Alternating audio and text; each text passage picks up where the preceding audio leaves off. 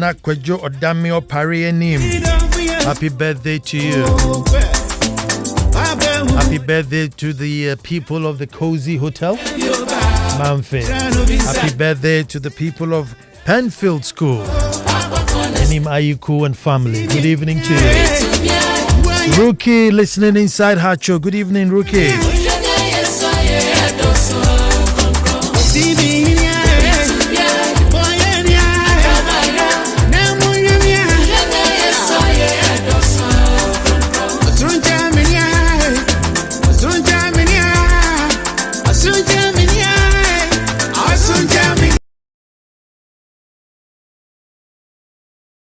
Jesse, Jesslyn, and Jesslyn, all of Tema Community 25.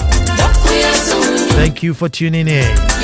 Joseph and Susan Memzakwashi, Westland, thank you. Floxy from Oyarifa, thank you.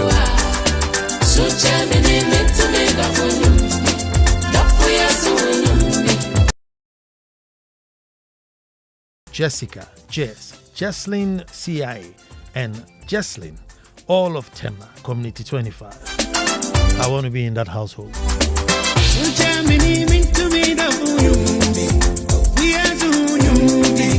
And I'll just say Jess and see who comes. Arnold Asafweje, Mango Slay, Sion Hinini Lumba dear.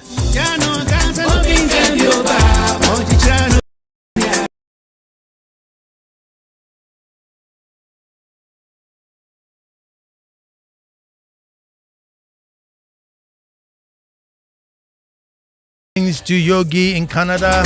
Greetings to Ajiman Joseph in Community 9. Greetings to Kwabna Ojam in the USA. Charles Ofosunsia from Wager.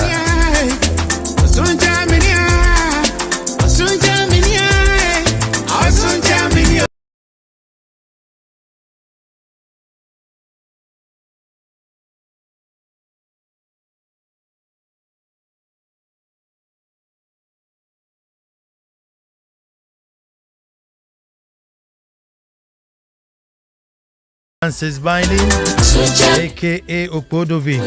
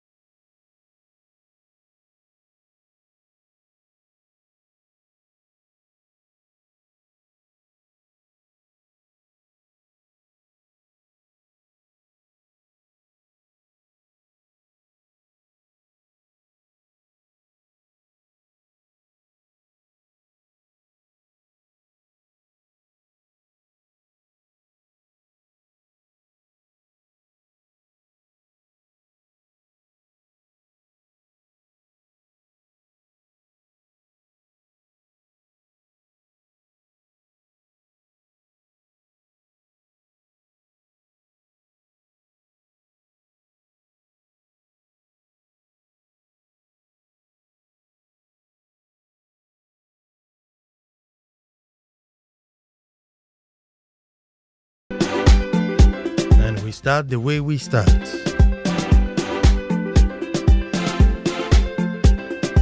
Say after me. Until the lions have their own historian, the tales of hunting would always glorify the hunter. And you know, I'll say that again.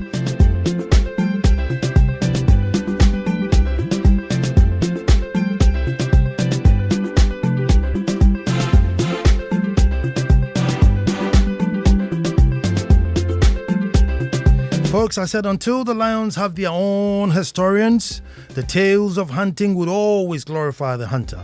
Hello and welcome to the most opinionated hour on radio and the nation's thought-provoking hour. I am Nana Ansah Kwao, the fourth chief of the Little Republic of Akwemu Edumasa, and I say thank God it's Monday. It's time of the day for our storytelling, time for reflection, a day for our favorite radio talk show, only on Joy 99.7 FM. Welcome to the ritual I call That's My Opinion.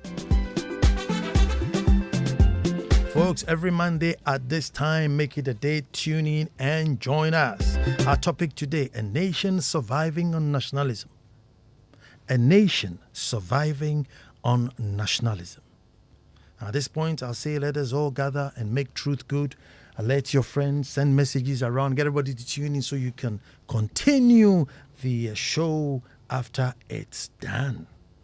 Folks, today I have a very interesting story for us to ponder on. So permit me to go back in time as we do every now and then.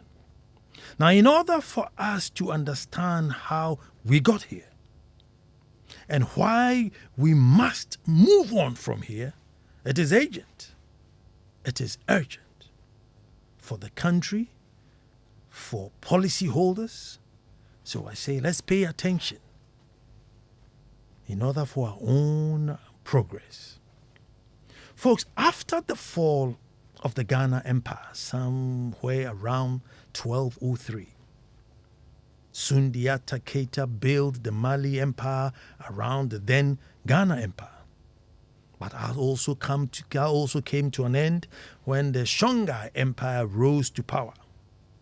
It was to be the last empire when the Moroccan army decisively defeated the Songhai army in the Battle of Tondibi on March 13th, 1591. Now they then captured the cities of Timbuktu and Gao, effectively ending the Songhai Empire. This created a major exodus for survival. Chiefdoms were created through common beliefs and languages, and they headed south to present-day Ghana.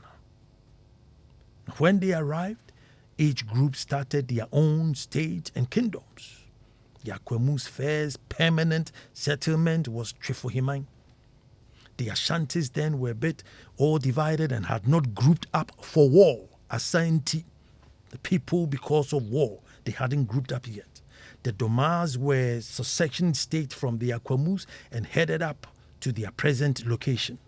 The North, it was a similar story, where powerful kings were building powerful states with a common history, shared myths, shared beliefs, the same ancestors. And based on that, they formed their states and kingdoms. But let me end it there. In 1845, without notice or preparation, a line was drawn around us. And it meant that from now on, we were now one people. Hello? One people. With no shared interest, no shared ancestors, no shared myths, beliefs, customs, traditions, language, nothing. You were just one people. And from then, folks, from then, the mission and vision of Ghana or Gold Coast has been to achieve unity in this cocktail of traditions and states and strangers literally put together overnight. Strangers put together overnight and claim that from today onwards, you are brothers and sisters, you are one people. So much so that even the overall state, in the interest of peace and achieving peace, recognizes the states within them and gives them prominence. Folks, currently in Ghana, there is not that one person that we all stand up for. Maybe when the national anthem is playing, but other than that, there's not that one person who walks in and the nation rises in recognition of him or her. Not even the president. Now that's a very strange phenomenon that may be going forward one day. We should work on it. But I must say that in terms of respecting our differences, be it tradition or religion, we have excelled. Folks, after independence, Kwame Nkrumah, God bless his beautiful soul, built schools all over the country, and students were posted across the nation. Now, they got to learn about the different cultures, and also in school, they met and made friends with people from across the nation. Now, this really broke the fear of the unknown and the mistrust of ignorance. The beginning of world-class harmony, the great Akwa state was formed. And we have survived on this deep sense of nationalism to date. Folks, if you saw when Togbesri and the state of Anglon visited Menchia on Wanakosidai, and also when Otumfuo and the state of Asante went to celebrate Hobechocho with Togbesri, it was just touching. Adiene, very beautiful. Two powerful kings from completely different traditions supporting each other shoulder to shoulder. When Yana visited Chebi with his warriors on horseback, it was a sight to behold. I didn't even know how they brought the horses up on go baby, and they stormed the new journalist language. They stormed Chebi, and it was beautiful. And they came and displayed what it is that was theirs, and the people from Chebi also received it warmly. So beautiful. And there have been many of such, but the icing on the cake for me is when the chief imam on his 100th birthday chose to go to church. On his centenary, the chief imam, head of all Muslims, decided to celebrate that day in church. What? Now that, to me, was heavenly. That was world news worthy. Now that is why Ghana is among the peaceful and the safest countries in the world. These are some of the reasons why this country is at the pinnacle of safety and peace, in spite of everything. So in future, when posterity is judging us for our many sins, and we do have many, they should remember to give us credit on nationalism. They must give us credit on nationalism. So why am I talking about Ghana surviving on nationalism? Folks, even though it is an important ingredient in nation building, there is so much that nationalism can do. The reason I went back into history was to paint the picture of why we needed to bond as a newfound nation of many states, many strange states. We had to bond. We needed to trust each other. We have to accommodate, understand, live side by side in harmony with, people who were one time maybe even enemies. So much so that we overlooked the need for patriotism. Yes, patriotism.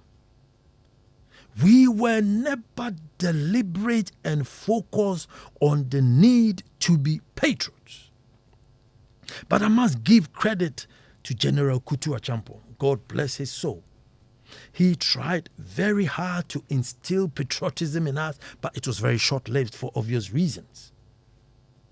So this very vital ingredient in nation building is missing.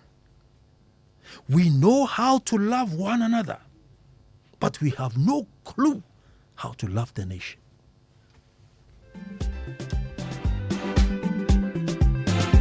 We have no problem living amongst each other. Whether you're Muslim, whether you are Ewe, whether you're Fanti, Gaji, and Nubiasem. Whether you're Muslim, traditionalist, and Nubiasem, we are not faced in the least. But still have no clue how to love the nation Ghana. Folks, but patriotism is also very reciprocal. It's not one-sided. The nation must protect and serve the citizen and get love and loyalty back in return. We are at a stalemate now. The citizen says, you know what, we are fed up. Give me basic amenities, justice, education, health, road, water, power, above all protection, and I will show you love. The state also says, no, you show me love first and I'll protect you. Who goes first? And that's where we are. State and citizen always at a loggerheads. Fix the nation, fix your mind. Fix the nation, fix your mind. And we are at a stalemate. Who moves first for the development of the station? Folks, without this, no matter the budget you present, no matter the policies you propose, unless you put a gun to the heads of the citizens, it's not going to happen. You need a good percentage of your citizens who can say yes to these important questions. Is this nation worth dying for? You need a great percentage of your citizens who would answer yes to this important question. Is this nation worth dying for? Otherwise, who will you build the nation with? Because you need to build the nation with people who are ready to die for it. A great percentage of our youth are just waiting for the opportunity to escape. They are only here because they haven't gotten the opportunity. What good is such a citizen to you when you want to develop and build? It's not a good sign. Folks, the nation needs patriots. And patriots are not born, folks, but deliberately trained, strategically trained. And that loyal base, any leader who takes over any nation, any institution, any office, any church, any mosque, you need that loyal base. The people who, even if you are asleep, will still work to make sure that the nation institution works for the good. The bad notes would always be there, but they should be very few, dotted amongst. Those are the people who the police and the soldiers and everything are there for, the bad note. But generally, you should build a nation where they are all dying to make that nation a great success. People who always hold their head up, chin up, and are absolutely head over heels in love with their nation. That is where our problem is. We have relied on our nationalism, and I'm saying it has worked. Our traditional leaders, our religious leaders, I know the political class have been absolutely abysmal in this, recently trying to even use religion to unify religion, they failed. The political class has failed in the nationalism aspect. But generally, the average Ghanaian, the chiefs, the churches, the marketplace, the women, everywhere, we have been able and very, very accommodative with each other. Yes, one in a while, they may tease, each other, just mock each other and move on by. But that, deep sense, hatred, I want to go and kill somebody or bomb somebody, we don't have that problem. Which is very, very fine, which is brilliant. But now, how do we turn back and love the nation? That is the next agenda that should start. Because otherwise, how then do you build the nation? Unless you're going to shoot everybody, imprison everybody, how do you build the nation? So the next phase, now that we have succeeded in building and surviving on nationalism, I am proposing that the next step is that we move to make us patriots. Let's start with the children in crèche and nursery and stuff like that. Let's go heavy on them. And for us, the adults, surely, once you see your roads and your protection and you can feel, you go to hospital and tell you any no bed syndrome business, the love will come back and it will be easier. And the speed, the acceleration of developing the nation will grow. At this point, I say, talk to me.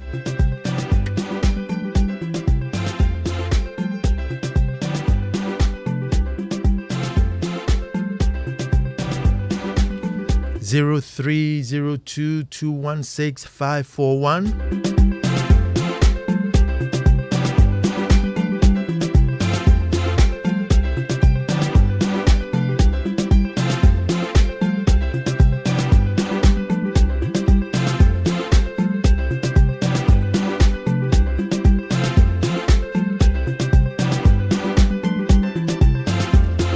0302 216 541. Now, I'm sure most of you who have come across somebody who's quote unquote bugger, maybe went to Germany, maybe went to Sweden, stayed there 3-4 years. He's come back and he's living in Ghana. And just for living in that country for a short period of time, always identifies himself as, you're German, you're Americans. Why? Just because that short period of time that he was there, he was able to access education. He was able to access, like a little bit of overdraft to go. He was able to rent. He felt that his amenities and his protection was there. And for that short period, some even changed the accent. For that short period, identifies that, in America, for we the Americans. How long did you live there? 3 years. I just went to do my master's and I came back. And still identifies with it. Why? He felt that the state would protect him. He felt that he could walk into a bank and access a loan without having to go and bring your mother and your dog or whom you know or whom you didn't know. He could fill up an application and get a job without somebody saying, I know him. And just because of that, they identify. Hello, who's talking to me?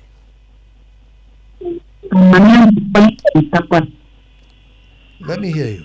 The name again, please. Mamiama. Oh, Mamiama, let me hear you. My problem is, since our BEC students wrote their exams in August, we heard they will be going to school on 4th December.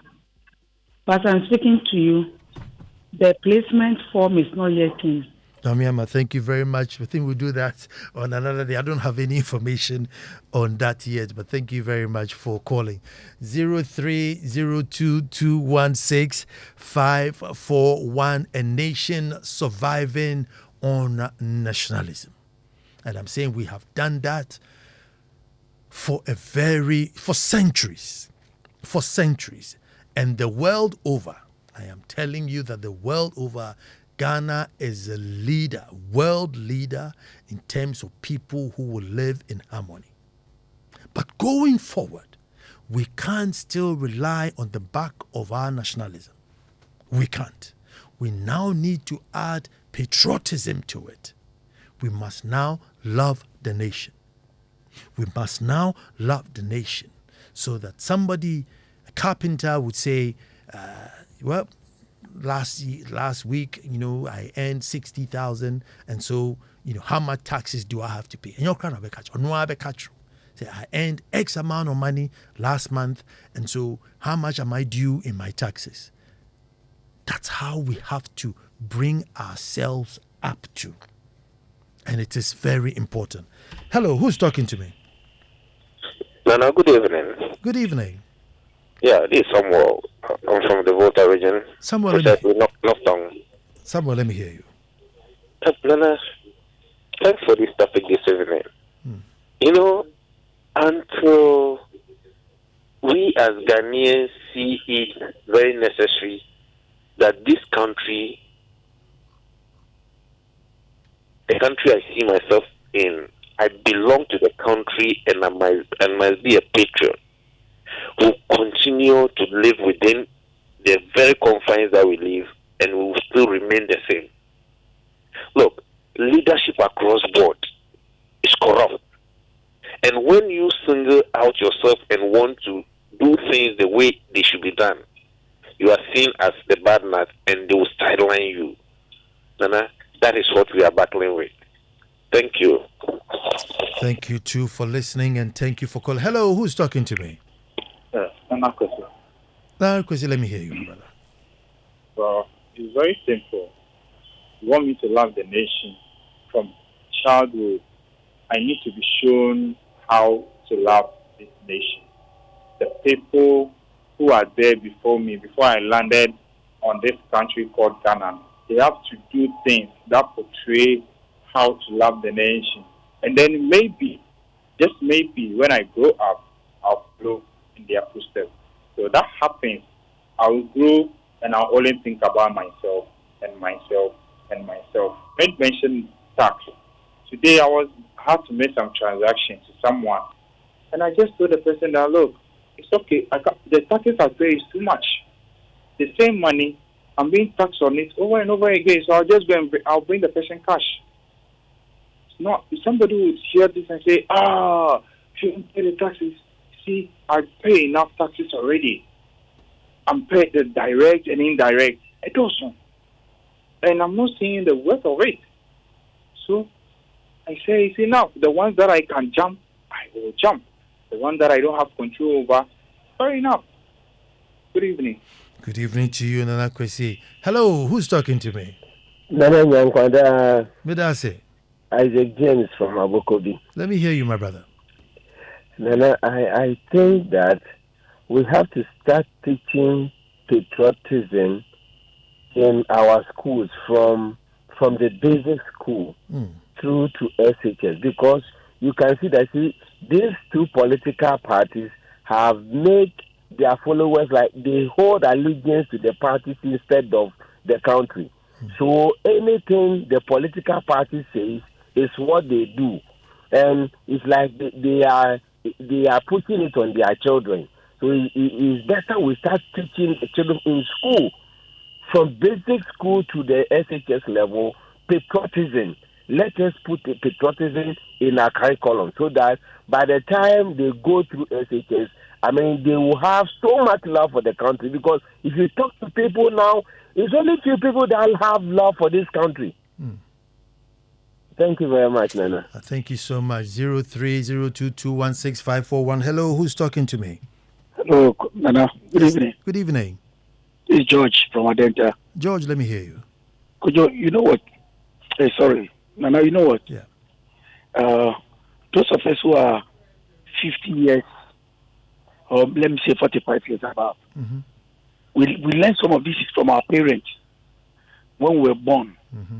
See, you would like to know that you have to live with somebody in order to survive and those things. Sometimes you go and live with your aunties while your parents are around. You see, so we learn some of it.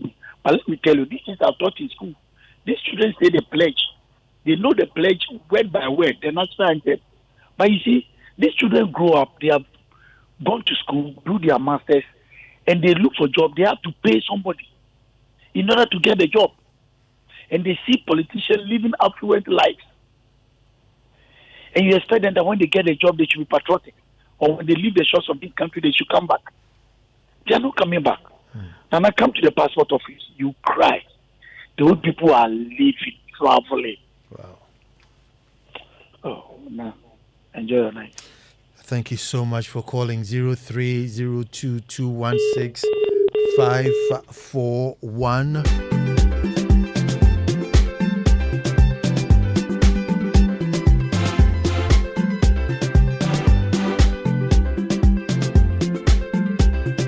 Okay, hello, and who's talking to me? Yeah, good evening, Nana. This is Rayford calling from Batos, technically. Let me hear you. Let me hear you, my brother. Yeah, thank you for your words this evening. Anytime I'm listening to your words, then my heart is sinking, because it's full of words that when you spoke about it, then I'm afraid. Just because as a country that we are living in, I don't know whether we the citizens I don't know what to say again, because it's something that all the time I'm always afraid of this country. Thank you. Thank you very much for listening, and thank you for even calling. Hello, who's talking to me? Nana, this is Saint OJ. Saint, let me hear you. Okay. So, Nana, because I'm a history teacher, I so much enjoy the program, especially when you take us way back. But I have been wondering, I think it is a thesis that I had loved to do some time back. That transitioning from having traditional rulers over us into this new monster we have acquired for ourselves called democracy. Because I think that is where everything starts. Somebody said we should teach our children patriotism, nationalism, and all that. But I disagree. Okay. We don't teach them. We demonstrate them. Like you mentioned, people who have been abroad and all, they can tell you what happened. It's not like somebody took them to classroom to go and teach them that Germany is this or Britain is that. But it was what they experienced. So if you have all the taxes we collect, we use all of it to pay the government of the day. Look at how much those in power they take every month. It will be quite difficult for them to think about the country. And unfortunately, they are the helm of affairs. So in Little Edumasa, when Nana, you lead the way, your people follow.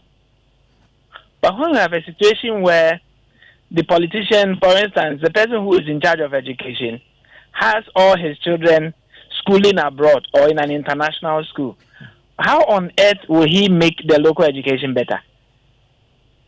And to date, I'm still finding that nebulous role traditional authorities are playing in our politics. I think we have a joke of something called Council of State or whatever, who will watch the government of the day do whatever he likes as long as their cars and their monies are coming. And so I think until we find that balance where the traditions you've mentioned find a space in the new political dispensation where that same patriotism that was demonstrated in the days of, if I am an Asante, I am a proud Asante, because even in these modern times, I am still proud of the fact that I am Asante. So until we find that space, I'm not sure we are going anywhere. Thank you very much. Thank you very much. And that's a very important